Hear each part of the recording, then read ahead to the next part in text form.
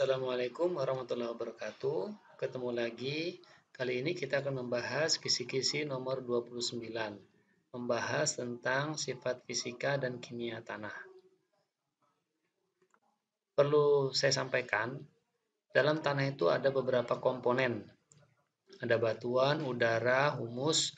Humus itu adalah jenis tanah yang diperoleh dari proses dekomposisi atau penguraian.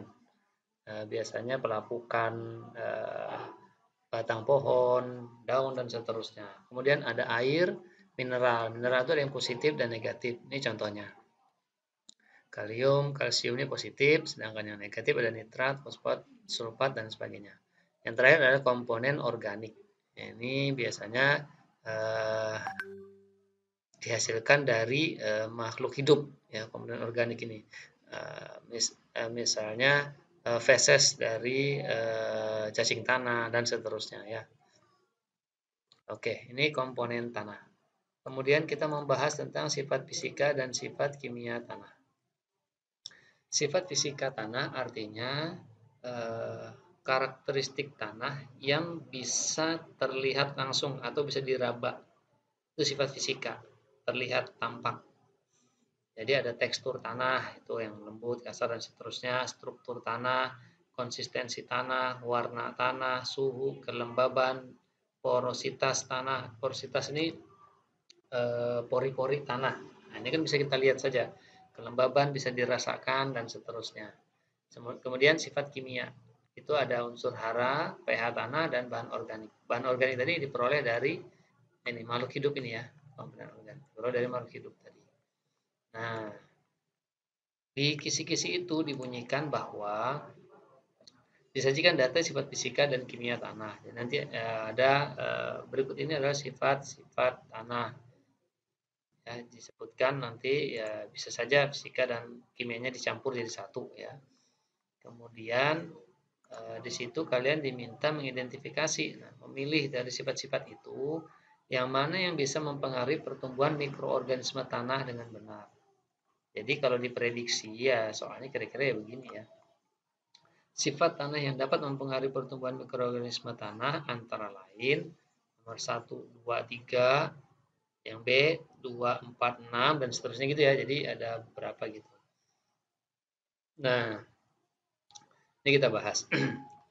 Tentu saja warna tanah ini kurang mempengaruhi dari pertumbuhan mikroorganisme.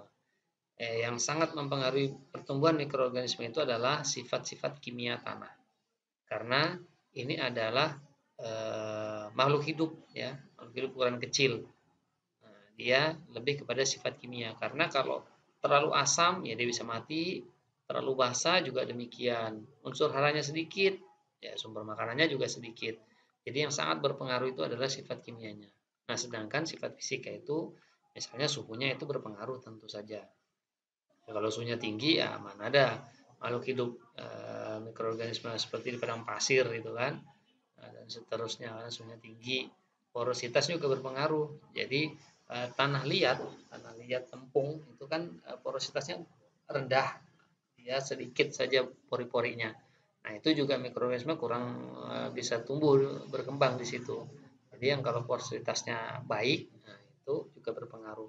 Jadi sebenarnya semua ini berpengaruh, ya. Semua berpengaruh, tapi ada yang sangat berpengaruh, ada yang kurang berpengaruh.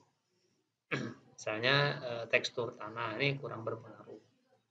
Jadi sifat fisika dan kimia ini sangat, terutama kimia, ya. Kimia itu sangat berpengaruh sekali terhadap pertumbuhan mikroorganisme tanah. Demikian ini mudah-mudahan bisa menjawab dari kisi-kisi di nomor 29 tadi, ya. Identifikasi sifat yang mempengaruhi pertumbuhan mikroorganisme tanah dengan benar. Ya, yang paling penting nanti kalau ada opsi jawaban itu pilih yang sifat kimia tanahnya ada, ya, lengkap kalau bisa. Nah, itu karena ini sangat berpengaruh sekali. Demikian, mudah-mudahan bermanfaat. Saya akhiri. Wassalamualaikum warahmatullahi wabarakatuh.